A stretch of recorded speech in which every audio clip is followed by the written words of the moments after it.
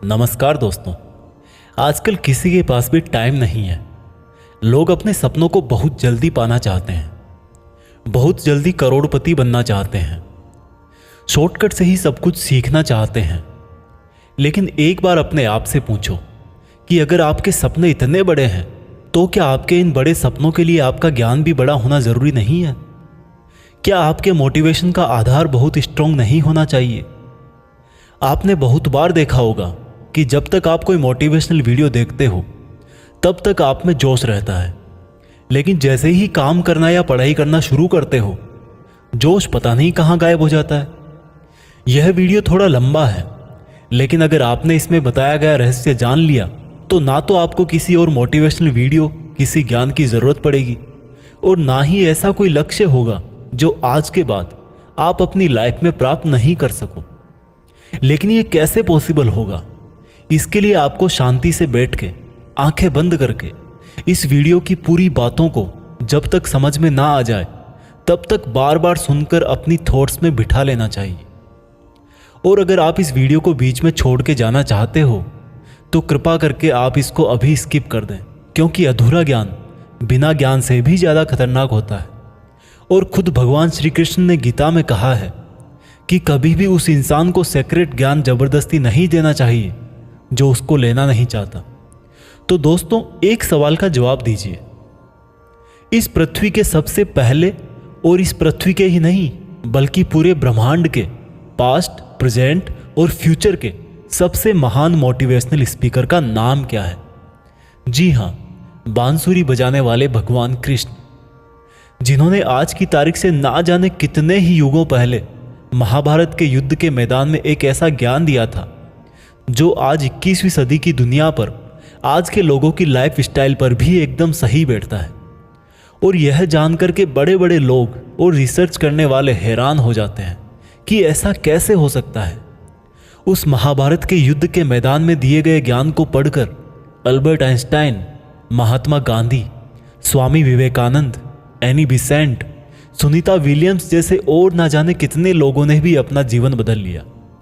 अगर आप यह सोचेंगे कि भागवत गीता में सिर्फ यह लिखा है कि भगवान की पूजा कैसे करते हैं तो आप गलत हैं, क्योंकि भागवत गीता सिर्फ एक किताब या धार्मिक ग्रंथ नहीं है, बल्कि इसमें वो नॉलेज है जो इस पृथ्वी पर जितने भी लोग जन्म लेकर आते हैं उनको यह सिखाता है कि इस दुनिया में सपने पूरे कैसे किए जाते हैं, पर्सनैलिटी कैसे बनाते हैं, पॉजिटिव एनर्जी कहाँ से लाते हैं, खुशी क्या होती है, कितनी भी बड़ी प्रॉब्लम का सॉल्यूशन कैसे ढूंढते हैं।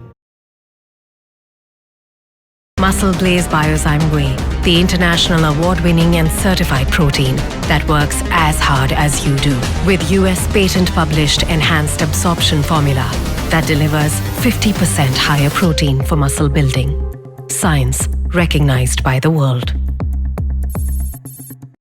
सॉल्यूशन कैसे ढूंढते हैं, डिसीजन कैसे लिया जाता है, किसी भी ब्रेकअप के सदमे से बाहर कैसे निकलते हैं, इमोशनली स्टेबल कैसे होते हैं, किसी भी बिजनेस को सक्सेसफुल कैसे बनाते हैं, मेहनत कैसे की जाती है, हम क्या हैं और कौन हैं, जिंदगी जीने का सही तरीका क्या है, मरने के बाद हमारे साथ क्या होता है, ये ब्रह्मांड कैसे बना, क्या भगवान है और अगर है तो कहाँ है, क्या आप भी पुनर्जन्म लेंगे, ये लाइफ रियल है या एक इल्यूजन या एक सपना। दोस्तों, इस भागवत गीता के ज्ञान ने ही एक दुखी और हारे हुए धनुष नीचे गिरने वाले अर्जुन को महाभारत के महान युद्ध का सर्वश्रेष्ठ योद्धा और विजेता बना दिया। अगर आप भी अपनी जिंदगी में किसी मकसद को लेकर आगे बढ़ रहे हो तो मेरा यकीन मानो कि आप भी अपनी जिंदगी की समस्याओं के जंग के मैदान के अर्जुन हो। और इसलिए उस गीता ज्ञान को जानना आपकी चॉइस नहीं बल्कि आपका अधिकार है। इस गीता ज्ञान को समझकर आपको एक बात का जरूर एहसास होगा कि ये असली नॉलेज में पहले क्यों नहीं हासिल कर पाया। तो ऐसा क्या है आखिर भागवत गीता में और इसका मतलब क्या है? भागवत का मतलब है भगवान और गीता का मतलब है गीत, यानी कि ऐसा गीत जो भगवान ने खुद अपने मुंह से गाया हो। भागवत गीता संस्कृत में लिखी गई है, लेकिन इसका ट्रांसलेशन आपको बहुत जगह पर हिंदी, इंग्लिश और अलग अलग भाषाओं में मिल जाएगा। वैसे तो भागवत गीता को जितना समझोगे उतना ही कम है, लेकिन फिर भी इस वीडियो में मैंने गीता के पूरे 18 अध्याय 700 श्लोक पढ़कर उनको आज की जनरेशन के हिसाब से, स्टूडेंट के हिसाब से, बिजनेसमैन के हिसाब से, अपने करियर में, अपनी लाइफ में, अपने रिलेशनशिप में और अपनी प्रॉब्लम्स में कैसे यूज करते हैं वह बताया है। दोस्तों, मैं यहाँ पर पूरे 18 चैप्टर कवर करूँगा और कोई भी चैप्टर शुरू करने से पहले मैं आपको यह बताऊँगा कि उसमें आप क्या सीखने वाले हो। फिर उस चैप्टर को शॉर्ट में समझाऊँगा और उसके बाद उससे सीखने वाली चीज़ों को डिटेल में समझाऊँगा। अगर आपको यह जानना है कि आखिर भगवान को खुद ज्ञान देने की ज़रूरत क्यों पड़ी, ये पांडव और कौरव कौन थे और इस महाभारत के युद्ध की शुरुआत कैसे हुई, तो आप मुझे नीचे कमेंट्स में बता सकते हैं। मैं उसका भी वीडियो आपको अलग से दे दूंगा। तो चलो अब मैं आपको सीधा ले चलता हूं कुरुक्षेत्र के युद्ध के मैदान में, जहां पर पांडव और कौरव युद्ध करने के लिए आमने सामने खड़े हैं। भागवत गीता अध्याय 1, सेना का निरीक्षण। दोस्तों, गीता के पहले अध्याय से आपको यह सीखने को मिलेगा कि ऐसी कौन सी सबसे पहली चीज है जो आपको लाइफ में आगे बढ़ने से रोकती है। भले ही आप में बहुत नॉलेज हो, आप में बहुत काबिलियत हो, लेकिन उस एक चीज की वजह से आप सही डिसीजन नहीं ले पाते और अपना काम नहीं कर पाते हैं। इसके साथ साथ सपने से हकीकत में इंसान कैसे बदल जाता है वह भी हम जानेंगे। कौरवों में दुर्योधन बहुत खुश हो रहा था। उसके पास बहुत बड़ी सेना थी। भीष्म पितामह थे, गुरु द्रोणाचार्य और गुरु कृपाचार्य जैसे बड़े बड़े योद्धा थे। पांडवों की सेना में अर्जुन, भीम सहित 5 पांडव, भगवान कृष्ण, अभिमन्यु, द्रौपदी के 5 पुत्र आदि थे। अब यह युद्ध पूरी तरह से पारिवारिक युद्ध ही था। पांडवों और कौरवों के लिए गुरु द्रोणाचार्य और कृपाचार्य दोनों एक ही थे। दादा भीष्म भी एक ही थे। साथ ही साथ पांडव और कौरव दोनों खुद भी चचेरे भाई थे, लेकिन हर कोई जीतने के इरादे से आ रखा था। रणभूमि में जब जोर से युद्ध की घोषणा के लिए शंखनाद हुआ तो अर्जुन ने अपने सारथी भगवान कृष्ण से कहा कि हे कृष्ण, मेरे रथ को दोनों सेनाओं के बीच में एक बार ले जाकर के खड़ा कर दो, ताकि मैं ये देख सकूं कि मुझे किनको मारना है। ऐसा सुनकर भगवान कृष्ण ने अर्जुन के रथ को कौरवों की सेना के सामने वहां पर ले जाकर के खड़ा कर दिया, जहां पर कौरवों की सेना में अर्जुन के दादा भीष्म पितामह और गुरु द्रोणाचार्य खड़े थे। और गुरु द्रोणाचार्य ने ही अर्जुन को तीर चलाना भी सिखाया था। अर्जुन युद्ध के मैदान में जिधर भी देखा वहां दोनों तरफ ही सिर्फ परिवार वाले नजर आ रहे थे।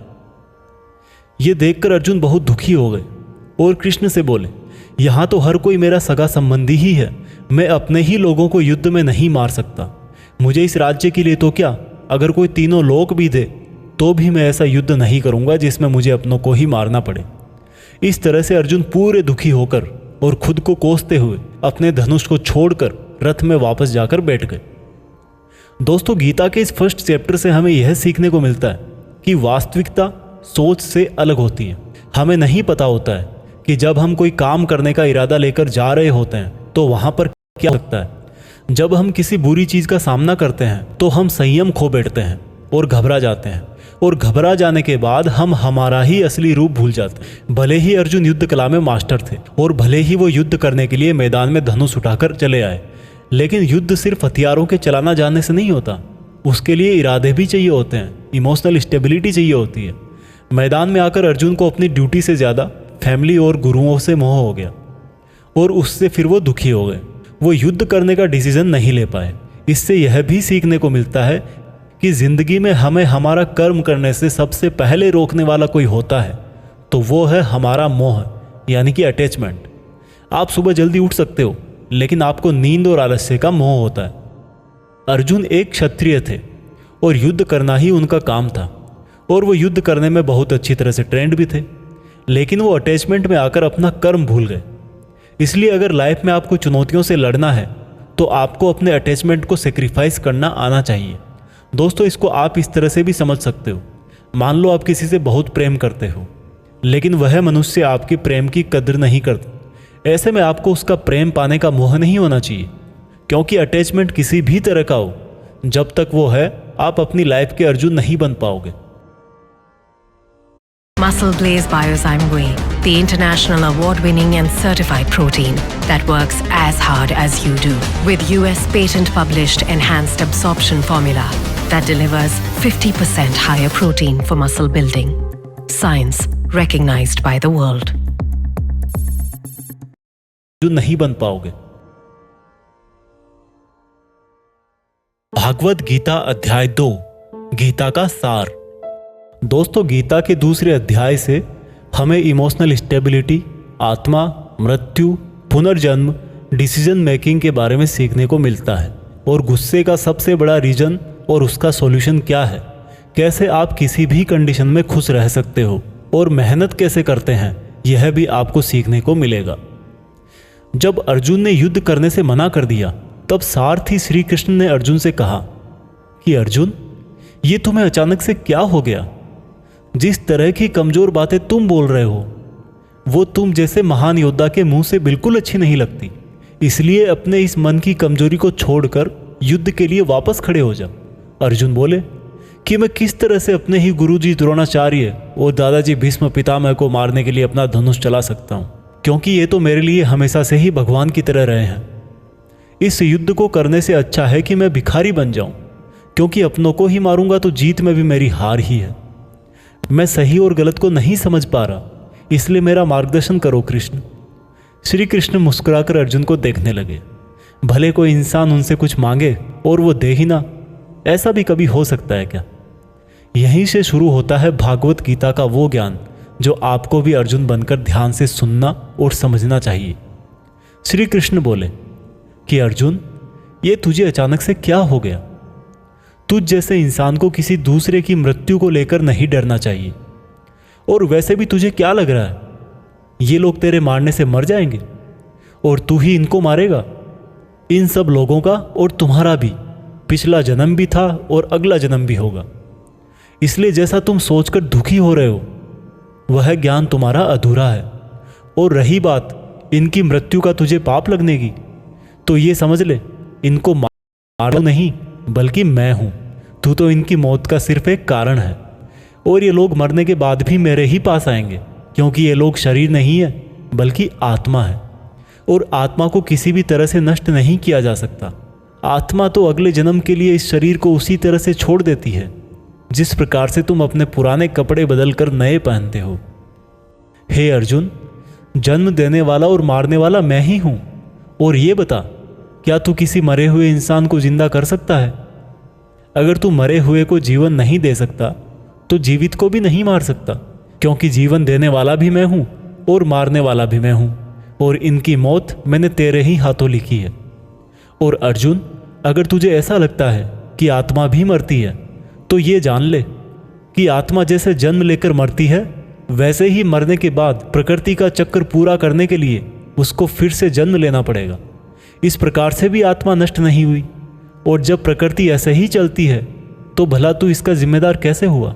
अर्जुन, जिस क्षत्रिय को जीवन में युद्ध करने का अवसर प्राप्त होता है वो ना केवल भाग्यशाली है बल्कि उसका तो धर्म और कर्म ही युद्ध करना है। और अगर तूने ये युद्ध नहीं किया तो इसका मतलब यह होगा कि तूने अपना धर्म और कर्म अच्छी तरह से नहीं निभाया और इसलिए तेरे नाम के साथ कलंक जुड़ जाएगा। और तेरे जैसे अर्जुन के लिए तो कलंक उसकी मौत से भी बड़ा है। जो लोग तुझे बहुत सम्मान दिया करते थे वही लोग तेरी बहुत बुराइयां करेंगे, तेरी वीरता पर सवाल उठाएंगे। इसलिए अर्जुन, तू सुख दुख, हार जीत और फायदे नुकसान को छोड़कर अपने विचारों को स्थिर कर और युद्ध के लिए धनुष उठा, जिससे या तो तू युद्ध में मारा जाकर मेरी ही शरण में आएगा या फिर विजेता बनकर धरती पर ही सुख भोगेगा। हे अर्जुन, तुमने आज तक जितना भी सीखा है वो मेरे इस ज्ञान के आगे बहुत छोटा है। तुम काम करने के पहले ही उसके परिणाम के बारे में सोच लेते हो, जबकि तुम्हें यह जान लेना चाहिए कि फल देने वाला मैं हूं और कर्म करने वाले हो तुम। तुम अपना काम करो, मैं अवश्य अपना काम करूंगा। इस बात पर अर्जुन ने श्री कृष्ण से सवाल किया कि आपने मुझे अपने विचारों को स्थिर यानी कि अपने इमोशंस और थॉट को कंट्रोल करने को कहा है, तो यह मैं कैसे करूं? इस पर श्री कृष्ण बोले कि जो व्यक्ति अपने मन की सभी इच्छाओं और अपने सभी कर्मों के फल के बारे में सोचना बंद कर देता है वही स्थिर बुद्धि कहलाता है। ऐसे व्यक्ति को ना तो खुद के साथ बुरा होने से दुख होता है और ना ही किसी अच्छे काम में खुशी होती है। जिसके मन से हर प्रकार का डर भावना और क्रोध नष्ट हो गए हैं, जो शुभ अशुभ के चक्कर से बाहर निकल गया है, जो इस प्रकार से अपनी इच्छाओं को वश में कर लेता है जैसे कोई कछुआ खुद को खुद में ही समेट लेता है, उस मनुष्य की बुद्धि स्थिर हो जाती है। क्योंकि अपनी इच्छाओं के बारे में सोचते रहने से हमें वो इच्छाएं अच्छी लगने लगती है। इच्छाएं अच्छी लगने लगती है तो फिर उन इच्छाओं को पूरा करने का मन करता है। जब उन इच्छाओं को पूरा करने में कोई रुकावट आती है तो फिर हमें गुस्सा आता है, और गुस्सा आने से इंसान पागल हो जाता है, और फिर वो अपना कर्म और धर्म भूलकर खुद ही अपनी स्थिति से नीचे गिर जाता है। परंतु अगर कोई अपनी इच्छाओं को वश में करके उनका गुलाम नहीं होता तो उसका अंतर्मन शुद्ध रहता है और उसके दुख का अंत हो जाता है। और जब उसके सब दुख ही समाप्त हो जाते हैं तो उसकी बुद्धि स्थिर हो जाती है। परंतु जिसकी इच्छाएं और कामनाएं उसके मन से नहीं जाती है, वो मनुष्य कभी शांति नहीं पाता। और जब शांति ही नहीं पाएगा तो वो खुश कैसे रहेगा भला? उसकी हालत तो उस नाव की तरह होती है जिसको उसकी इच्छाओं की हवा किसी भी दिशा में बहा करके ले जा सकती है। स्थिर बुद्धि वाला प्राणी तो उस समुद्र की तरह है जिसमें चाहे कितनी ही नदियां आके मिले फिर भी उसको कोई फर्क नहीं पड़ता। और इसी तरह का स्थिर बुद्धि वाला प्राणी मृत्यु के बाद मेरी ही शरण में आता है। दोस्तों, अब आते हैं इस चैप्टर के मीनिंग पर। आप में से बहुत सारे लोग होंगे जो अपने प्रियजनों को खो देते हैं, और आज तक आप लोगों में से जिसने भी अपने प्रियजन को मृत्यु के द्वारा इस संसार से नहीं खोया है, Muscle Blaze Biozyme Whey, the international award-winning and certified protein that works as hard as you do, with US patent-published enhanced absorption formula that delivers 50% higher protein for muscle building. Science recognized by the world. प्रियजन को मृत्यु के द्वारा इस संसार से नहीं खोया है, उसको भी यह जान लेना चाहिए कि उनकी जिंदगी में भी उनके किसी सबसे प्रिय, यहाँ तक कि खुद की भी मौत एक दिन जरूर होगी। लेकिन इससे उदास होने की कोई बात नहीं है, क्योंकि खुद भगवान ने ही कहा है कि हम अपने जन्म से पहले भी इस दुनिया में नहीं थे और मौत के बाद भी नहीं रहेंगे, लेकिन उस समय हम किसी न किसी रूप में इस ब्रह्मांड में जरूर रहेंगे। और इसलिए हमें मौत से नहीं डरना चाहिए, क्योंकि या तो हमारा पुनर्जन्म होगा या फिर हम परमात्मा में हमेशा के लिए मिल जाएंगे। और जब सब लोग आखिर में एक ही जगह मिल जाएंगे तो फिर क्या भावुक होना। और यही प्रकृति का नियम भी है। और हम कोई शरीर नहीं है जो हमें डरने की ज़रूरत है।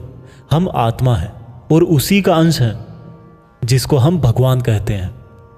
और अगर हमें बनाने भगवान है तो फिर हमें उससे ही मिलने का प्रयत्न करना चाहिए।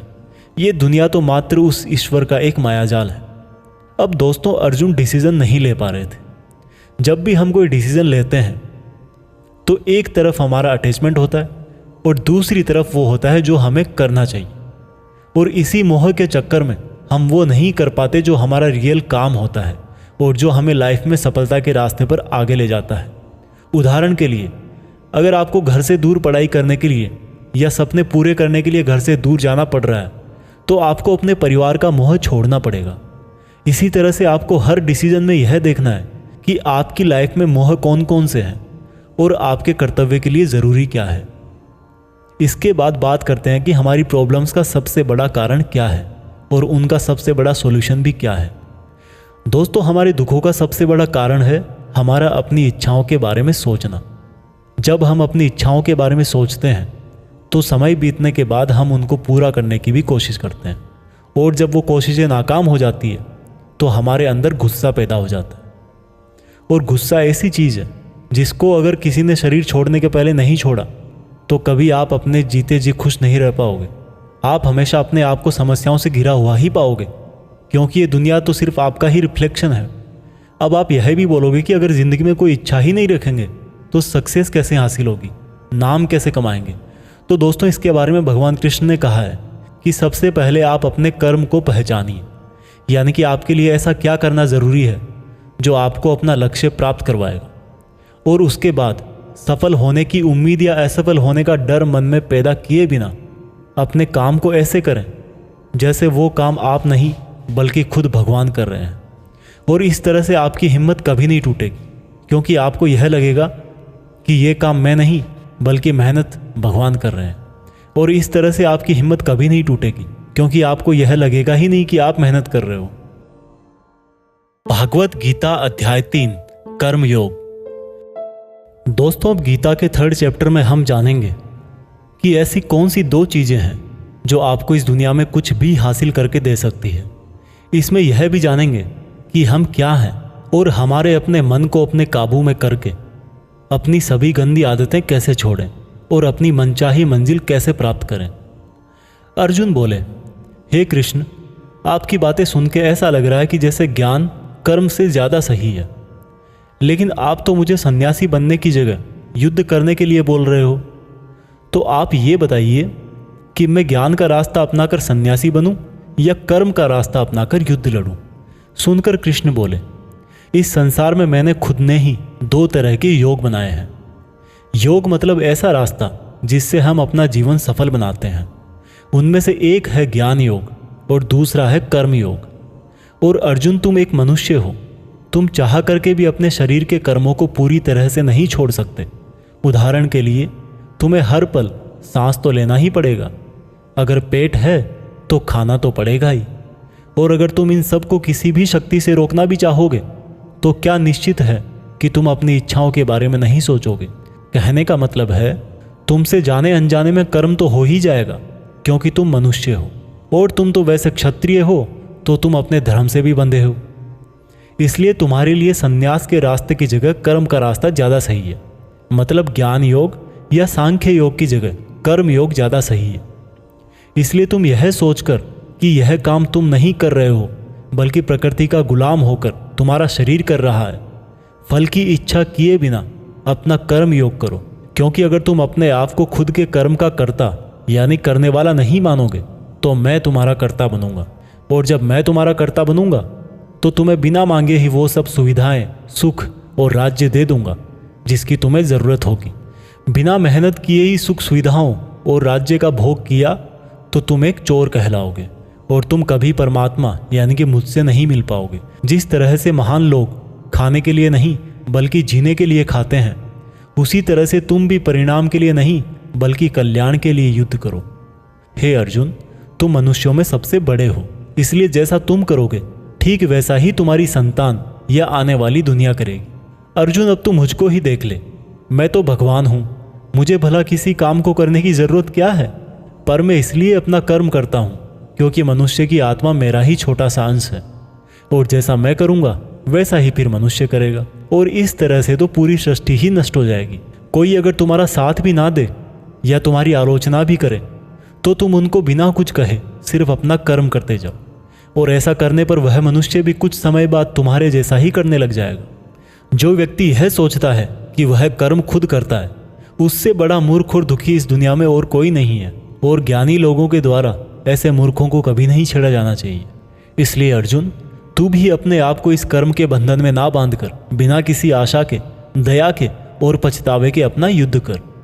अर्जुन, खुद का धर्म और कर्म, दूसरों के धर्म और Muscle Blaze Biozyme Whey, the international award-winning and certified protein that works as hard as you do. With US patent-published enhanced absorption formula that delivers 50% higher protein for muscle building. Science recognized by the world. दूसरों के धर्म और कर्म से ज़्यादा अच्छा समझा जाना चाहिए। भले ही हमारे खुद के धर्म में और कर्म के पालन करने में कोई कमी रह जाए।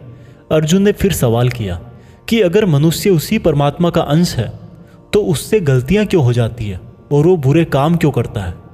भगवान श्री कृष्ण बोले कि मनुष्य शरीर भोग विलास करना चाहता है क्योंकि उसकी प्रकृति वैसी ही है। इसलिए अगर उसकी इच्छा पूरी नहीं होती तो उसको, और जिस तरह धुएं की वजह से आग दिखाई नहीं देती, उसी तरह से काम और क्रोध की वजह से मनुष्यों को अपना धर्म, कर्म और परमात्मा दिखाई नहीं देते। और इसी वजह से क्रोध और कामनाओं में आकर मनुष्य अपनी इंद्रियों और मन पर नियंत्रण खो देता है और ना चाहते हुए भी बुरे काम और गलतियां कर बैठता है। अर्जुन, तू हमेशा याद रखना, इस शरीर से ज़्यादा शक्तिशाली है इसकी इंद्रियां, इंद्रियों से ज़्यादा शक्तिशाली है मन, मन से शक्तिशाली है बुद्धि, और बुद्धि से ज़्यादा शक्तिशाली हो तुम यानी कि तुम आत्मा। इसलिए अर्जुन, तू अपनी आत्मा से अपनी बुद्धि को वश में कर। बुद्धि मन को वश में करेगी मन इंद्रियों को वश में करेगा और इंद्रियां शरीर को, यानी कि तुम्हारे बुरे कर्मों को। दोस्तों, अब श्री कृष्ण की कही गई बातों को हम आज की लाइफ के हिसाब से समझते हैं। देखो, इस दुनिया में रिजल्ट दो ही चीज़ों से आते हैं, ज्ञान और कर्म, मीन्स नॉलेज और एक्शन। लेकिन दोनों अलग अलग हैं। आज की दुनिया में हम दोनों चीज़ों को आपस में रिलेट करके देखेंगे। हमारे लिए नॉलेज भी उतना ही ज़रूरी है जितना एक्शन। नॉलेज का मतलब यह नहीं है कि आप सिर्फ एग्ज़ाम पास करने के लिए सिलेबस को रटते हो, बल्कि नॉलेज का मतलब यह है कि आप सबसे पहले ये जानो कि आपके गोल्स क्या हैं, आपकी कैपेबिलिटीज़ और आपके इश्यूज़ क्या क्या हैं, और इन सब को मिलाकर गोल्स तक पहुंचने की आपकी प्लानिंग क्या है। ये है आपका नॉलेज, यानी कि ज्ञान योग। इसके अलावा आपको एक और चीज़ जाननी चाहिए कि मेरे भाई, आप शरीर नहीं हो, आप एक आत्मा हो। आपकी आत्मा यानी आप खुद अपने इमोशंस, अपनी थॉट्स और अपनी एक्टिविटीज़ से बहुत ऊपर हो। और अगर आप ऐसा सोचोगे तो मैं दावे के साथ कह सकता हूँ, आप 99% नहीं बल्कि 100% अपनी प्रॉब्लम से ऊपर उठ जाओगे। इसके बाद इस चैप्टर में दूसरा रास्ता बताया गया है कर्म योग, यानी कि आपके शरीर के एक्शंस के लिए भगवान ने ये बोला है कि हमें कभी यह नहीं सोचना चाहिए कि काम हम कर रहे हैं, और जब हम ये सोचेंगे कि काम नहीं कर रहे तब इसके दो फायदे होंगे। एक तो ये कि आप अपनी मेहनत के रिजल्ट को लेकर टेंशन में नहीं रहोगे, और दूसरा ये कि आप इमोशनली स्टेबल अपनी बेस्ट मेहनत कर पाओगे। इसके साथ साथ आपको कभी भी अपने बुरे या अच्छे रिजल्ट को खुद पर लेकर दुख नहीं करना चाहिए, क्योंकि श्री कृष्ण की बातों के अनुसार मनुष्य को सिर्फ कर्म करने का अधिकार दिया हुआ है। इसके अलावा आप अपनी किसी भी बुरी आदत से कैसे छुटकारा पाएं, इसको बहुत ही आसान शब्दों में बताया गया है कि आप अपने आप को उस परमात्मा का ही छोटा सा रूप यानी कि आत्मा समझो, और आत्मा के ध्यान से अपने ब्रेन को और ब्रेन से अपने मन को काबू में करोगे, और इसके बाद में आपका मन अपने आप आपके सभी फिजिकल सेंसेस यानी कि इंद्रियों को काबू में कर लेगा। और जब आपकी इंद्रियां आपके काबू में हो जाएगी तब बुरी आदत छोड़ना तो क्या कुछ भी मुश्किल नहीं है। भागवत गीता अध्याय 4 दिव्य ज्ञान। गीता के चौथे अध्याय से हम जानेंगे कि भगवान कब और किस रूप में धरती पर आते हैं, भगवान को कैसे प्राप्त किया जाता है, गुरु से ज्ञान कैसे लिया जाता है, ज्ञान लेना क्यों जरूरी है। श्री कृष्ण बोले कि अर्जुन, जो महान गीता ज्ञान मैं तुझे बता रहा हूं वो मैंने बहुत पहले ही इसी पृथ्वी पर बताया था, लेकिन समय के साथ वो लुप्त हो गया। इस पर अर्जुन बोले कि हे कृष्ण, आप तो अभी वर्तमान काल में हो, तो आप बहुत पहले के समय में ऐसा कैसे कर सकते हो। श्री कृष्ण बोले कि अर्जुन, तुझे नहीं पता कि तेरे और मेरे कितने जन्म हो चुके हैं। जब जब इस संसार में धर्म का नाश होता है तब तब मैं अधर्म का नाश करने इस धरती पर मानव रूप में आता हूँ, और कर्म करके अपना शरीर यहीं छोड़कर वापस चला जाता हूँ। जिस तरह से कोई शिष्य मुझे बहुत प्रेम करता है, उसी प्रकार से मैं भी अपने शिष्यों से बहुत प्रेम करता हूँ। मैंने भले ही इस संसार को बनाया है, लेकिन मैं फिर भी यह नहीं सोचता कि यह मैंने बनाया है। इसलिए मनुष्य को भी कर्म करते समय यह नहीं सोचना चाहिए कि मैं कर रहा हूँ। जो मनुष्य किसी भी कर्म के फल और सुख दुख से परे होकर कर्म करता है वही सबसे अच्छा है। जिसको अपने शरीर पर कोई घमंड नहीं होता, उसको वश में रखता है, जो सबसे ऊंचा है। और अर्जुन, जो मनुष्य इस धरती में खुश नहीं रह पाता वो परलोक में भी खुश नहीं होता। इसलिए किसी भी मनुष्य को अपने गुरु को पहचान कर, अपनी इंद्रियों को जीत कर, अपना लालच छोड़कर उनकी सेवा करके उनसे वह ज्ञान सीखना चाहिए जिससे बड़े बड़े पापी भी मेरी शरण में आ जाते हैं। जिस तरह से आग सूखी लकड़ियों को जला देती है, उसी तरह से गुरु से सीखा हुआ ज्ञान भी हर अज्ञान को मिटा देता है। हमेशा कर्म करने वाला और हमेशा मुझ में श्रद्धा रखने वाला ही मुझको प्राप्त कर पाता है। इसलिए जिसने भी कर्म योग से सभी कर्मों को और खुद को अकर्ता मानते हुए परमात्मा को अर्पण कर दिए हैं, ऐसे मनुष्य को उसके कर्म कभी नहीं बांधते। इसलिए अर्जुन, तू भी मेरे इस दिए हुए ज्ञान से यह समझ कि कर्म तू नहीं बल्कि मैं कर रहा हूँ। दोस्तों, इस चौथे चैप्टर में यह साफ कहा गया है कि जब भी धरती पर मानवता का नाश होता है और नेगेटिव एनर्जी लोगों में ज़्यादा होती है, तब भगवान किसी भी रूप में आकर धर्म को फिर से स्थापित करते हैं। इसमें यह भी बताया गया है कि अगर किसी से आपको कुछ सीखना है तो सबसे पहले आपके मन में उसके प्रति रेस्पेक्ट होनी चाहिए। कोई लालच नहीं होना चाहिए और बुरी भावना भी नहीं होनी चाहिए। और ये नॉलेज लेना और सीखना हमारे लिए ज़रूरी क्यों है? क्योंकि हम चाहे किसी भी फील्ड में हो, ऑब्वियस सी बात है कि हमें उस फील्ड के गुरुओं से ज्ञान तो लेना ही पड़ेगा। और ज्ञान ऐसा तरीका है जो इस लाइफ में आपके टारगेट से और उस लाइफ में आपके परमात्मा से मिला सकता है।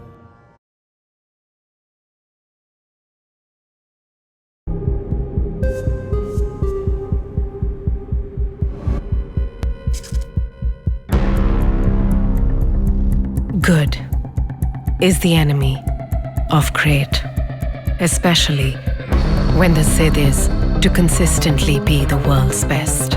Consistency that delivers results, elevates performance, shatters plateaus, and crushes PRs.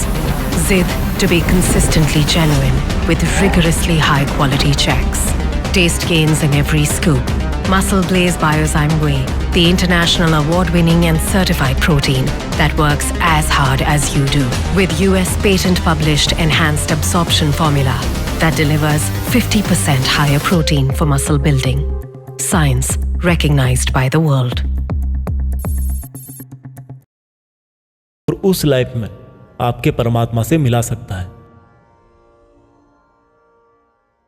Bhagavat Gita अध्याय 5 कर्म संन्यास योग। भागवत गीता के 5वें चैप्टर में हम जानेंगे कि अपने गोल्स को कैसे प्राप्त किया जाता है और किस तरह से हमारा शरीर हमको आलस में बांधने की कोशिश करता है। अर्जुन बोले, हे श्री कृष्ण, मैं अभी भी यह नहीं समझ पा रहा हूं कि मेरे लिए कर्म ज्यादा अच्छा है या कर्मों से संन्यास। श्री कृष्ण बोले, देखो अर्जुन, भले ही संन्यास और कर्म दो अलग अलग रास्ते हों, लेकिन दोनों की मंजिल एक ही है और वो है भगवान। जो व्यक्ति अपने मन को भटकने नहीं देता, जो कर्म करके भी यह समझता है कि कर्म उसने नहीं बल्कि परमात्मा ने किया है, और जो सभी जीव जंतुओं को उसी परमात्मा का हिस्सा मानता है, वह मनुष्य मरने के बाद परमात्मा में ही मिल जाता है। हर काम खुद के विचारों को साफ करने और दूसरों का कल्याण करने के लिए ही करते हैं। परमात्मा कभी भी मनुष्यों को बुरा काम करने के लिए नहीं उकसाता, बल्कि लोग खुद ही अपने क्रोध और मोह में आकर बुरे कर्मों के साथ साथ उनके फलों का भी निर्माण करते हैं। मैं तो बस उनका फल उन्हीं को वापस देता हूं। इस शरीर को चाहे कितना ही सुख दे दो, उसकी इच्छाएं तब भी पूरी नहीं होती। इसलिए अर्जुन, तेरे जैसे बुद्धिमान व्यक्ति को शरीर की इच्छाओं में मन नहीं लगाना चाहिए। इस संसार का असली योगी तो वो है जिसने अपने शरीर का नाश होने से पहले अपने क्रोध का नाश कर लिया हो, जो संपूर्ण प्राणियों का हित करता है, जिसका मन किसी भी कर्म में नहीं बंधता और जो अपने भटकते हुए मन को एक जगह केंद्रित करके परमात्मा को याद करता है, वही व्यक्ति सुखी भी है और परमेश्वर सहित सबका प्यारा भी।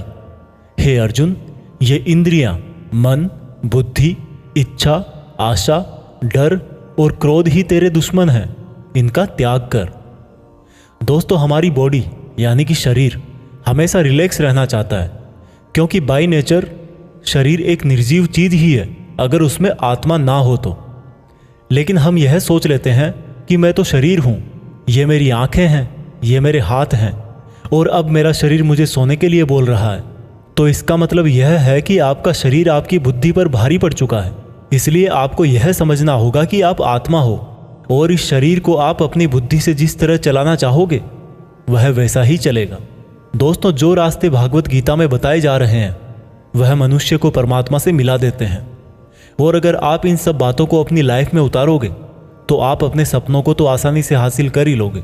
जैसे कि कहा गया है कि भगवान की प्राप्ति के लिए मन को वश में करना बहुत ज़रूरी है, ठीक उसी प्रकार से आपको अपनी लाइफ में भी मंजिल हासिल करने के लिए मन को वश में करना बहुत ज़रूरी है। भागवत गीता अध्याय 6 ध्यान योग। भागवत गीता के 6ठे अध्याय में हम जानेंगे कि एक योगी क्या होता है और योगी कैसे बनते हैं।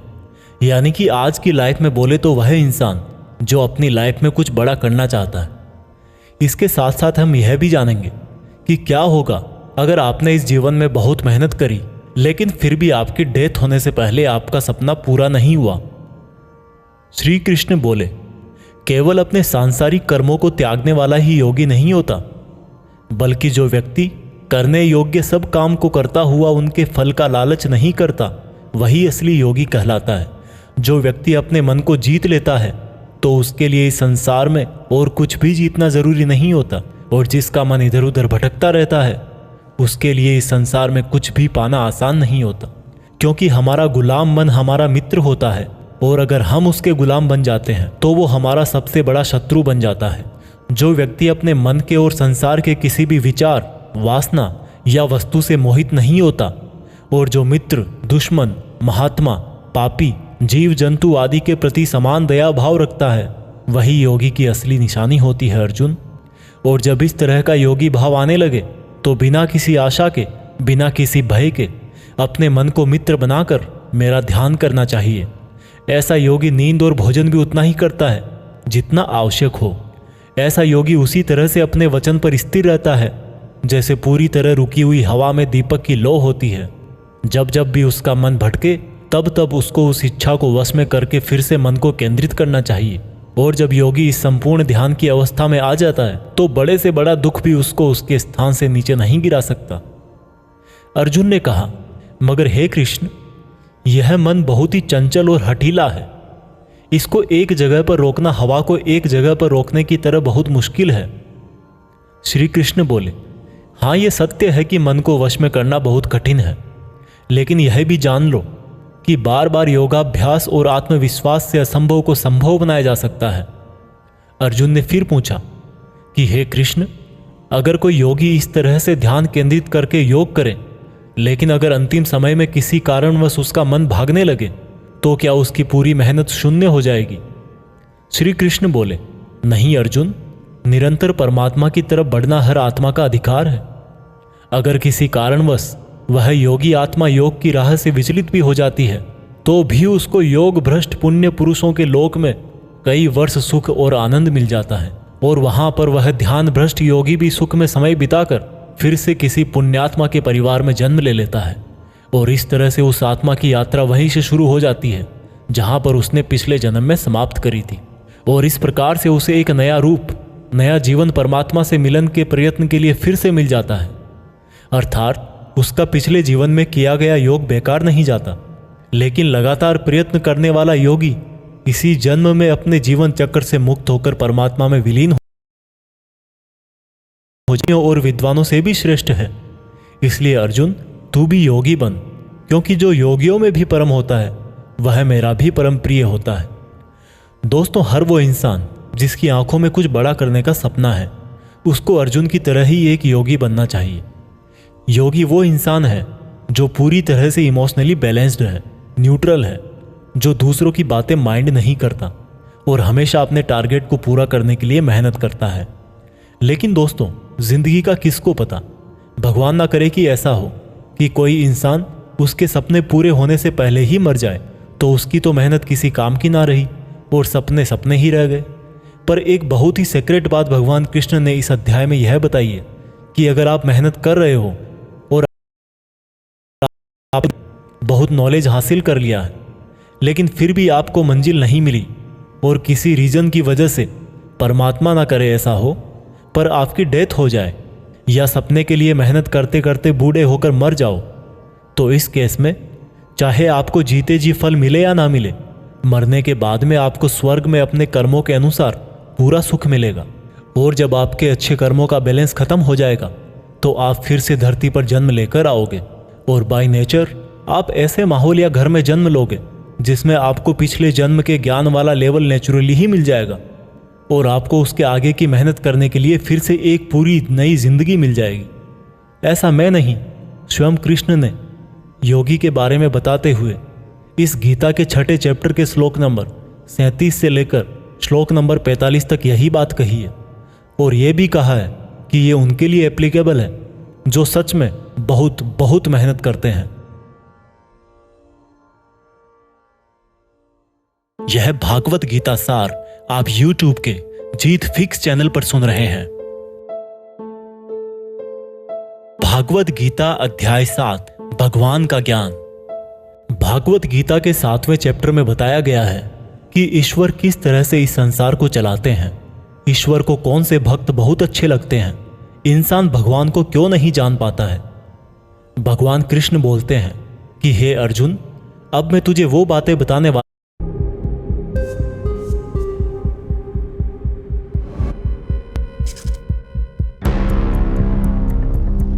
Good is the enemy of great, especially when the Sid is to consistently be the world's best.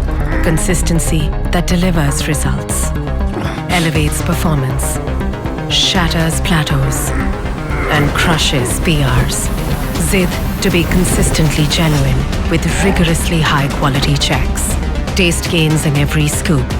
Muscle Blaze Biozyme Whey, the international award-winning and certified protein that works as hard as you do. With US patent-published enhanced absorption formula that delivers 50% higher protein for muscle building. Science recognized by the world. हे अर्जुन, अब मैं तुझे वो बातें बताने वाला हूं जिनको जानकर तुझे इस संसार में दूसरा कोई सा भी ज्ञान जानने की जरूरत नहीं पड़ेगी। हजारों लोगों में से कोई एक मुझे प्राप्त करने की कोशिश करता है और ऐसे हजारों कोशिश करने वालों में से कोई एक ही मुझे बहुत समर्पण के साथ प्रेम करता है। मेरे दो रूप हैं, एक जड़ रूप यानी कि जिसमें पृथ्वी, अग्नि, जल, वायु और आकाश के साथ साथ मन, बुद्धि और अहंकार है। वहीं दूसरा चेतन रूप जिसमें इस सृष्टि का चक्र है। समय को भी मैं ही चलाता हूँ। जल, सूरज, चंद्रमा, ओमकार में मैं ही हूँ। पृथ्वी की सभी पवित्र गंध, अग्नि और बुद्धिजीवियों का तेज, तपस्वियों का तप, धर्मों का पवित्र कर्म, बलवानों का बल और अलग अलग समय कालों का बीज भी मैं ही हूँ। इस संसार के लोग सांसारिक गुणों के गुलाम हैं, इसलिए मुझे नहीं जान पाते और वास्तव में तो ये सांसारिक गुण भी मेरी ही माया है। मगर जो मनुष्य इस मेरे ही मायाजाल को तोड़ देता है वो मेरा हो जाता है। मायाजाल में फंसे हुए मूर्ख लोग मेरी शरण में नहीं आ पाते हैं। कोई भी भक्त चार तरह से मेरी पूजा करता है, कोई प्राप्ति चाहने वाला, कोई दुख के संकट में याद करने वाला, मुझे जानने की इच्छा रखने वाला या फिर मुझे पहले से ही जानने वाला। लेकिन इनमें से मुझे अत्यंत प्रेम करने वाला ज्ञानी बहुत पसंद है। ये चारों ही तरह के भक्त दयावान होते हैं, लेकिन ज्ञानी पुरुष तो मानो जैसे मेरा